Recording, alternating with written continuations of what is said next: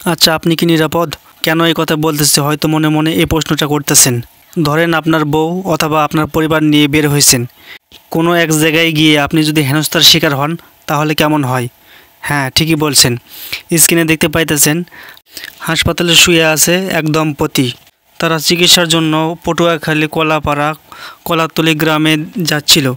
হঠাৎ একদল যুবক এসে তাদেরকে আটকায় এবং তাদেরকে বিভিন্নভাবে হেনস্থা এবং গায়ে হাত দেয়। আমার জামা কাপড় সব খুললে টাইনে ছিঁড়ে খুললে ফেলাইছে। আমার ওয়াইফের সাথে খারাপ কিছু করতে চাইছে। ওর জামা কাপড় খুললে ভিডিও করছে। প্রায় টাকা আনা 1 লাখ। ও আমার ফোন, আমার ওয়াইফের ফোন নিয়ে গেছে। পরকীয়ার জের ধরে তারা তাদেরকে বিভিন্নভাবে অপমান করে, অপদস্থ করে। তাদের কাছ থেকে টাকা পয়সা এবং মোবাইলস নিয়ে নেয়। শুধু এতেই ক্ষান্ত হয় না, তারা গায়ে হাতও তোলে এবং বেধড় মারপিট করে এবং তাদের কাছ থেকে 1 লক্ষ টাকা মুক্তিপণ দাবি করে।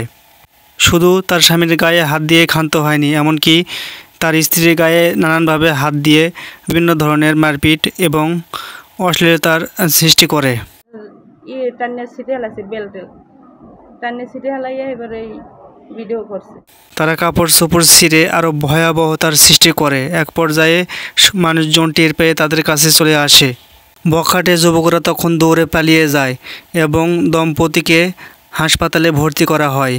তাহলে বুঝতে পারতেছেন দেশে অবস্থা কীরকম। আমরা স্বাধীনতা ঠিকই পেয়েছি, কিন্তু আমরা এখনও স্বাধীন হতে পারিনি।